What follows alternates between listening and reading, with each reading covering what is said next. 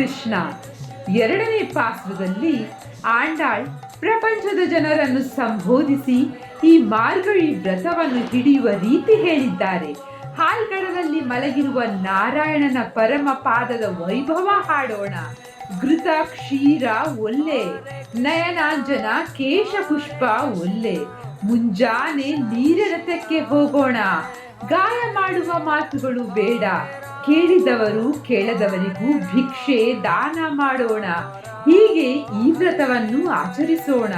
ಇದು ಬಾಹ್ಯ ಅರ್ಥ. ಅಂತರಂಗ ಅರ್ಥ ಶಿಸ್ತು, ಪ್ರಯತ್ನ, ಸಮಯ ಪಾಲನೆ, ಅನುಕಂಪ.